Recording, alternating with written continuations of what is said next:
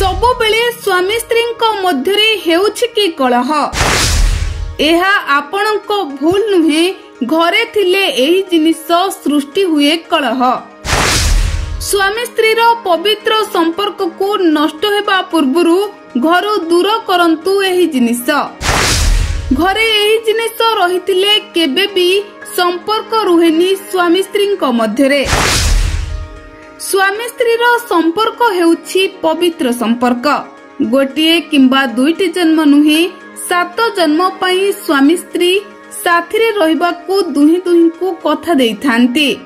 विवाह वेदी रे ब्राह्मणक मंत्र पाठ सुनी 7 कलश 8 दीप को साक्षी रखी दुहे सारा जीवन हातरे हाथ को धरी पादरे पाद मिसाई चलिबाकू अग्नि को साक्षी रखी शपथ नहीं थांती।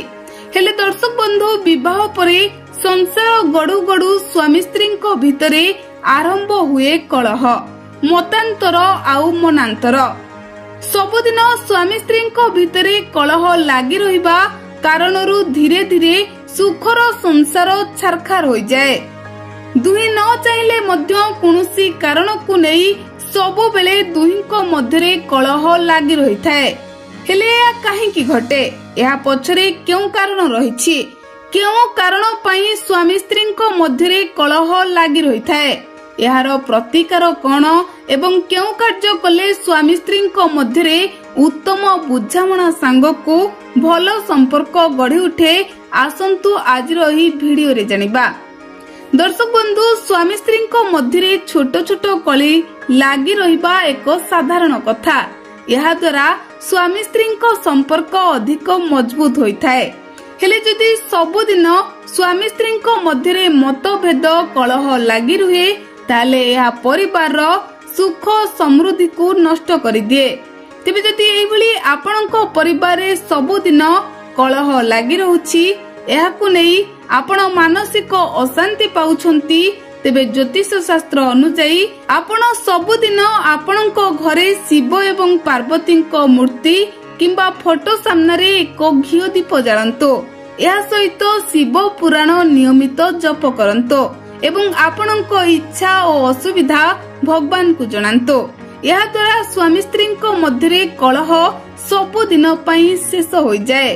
तेबे सेहीपरि ज्योतिष शास्त्र अनुसायी घरे शांति बजाय रखिबा पई स्वामी स्त्री भितरे उत्तम बुझामणा रहिबा पई प्रति शुक्रवार दिन एक कुनी झी को डाकंतु एवं धला मिठा खाइबा को दियंतो। यह करिबा लाभदायक होइथाए। शुक्ल पक्ष ठारू 11, 21 किंबा 51 थर एही प्रतिकार करंतो।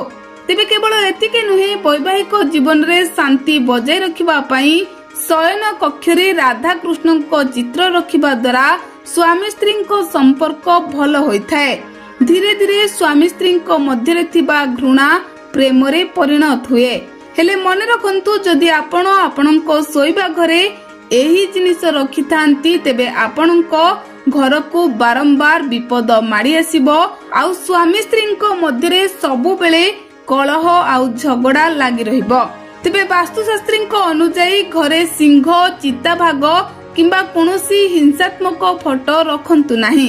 कुहा जाए जे घरे एपरी फोटो लगाइबा नकारात्मक शक्ति विस्तार करिथाए।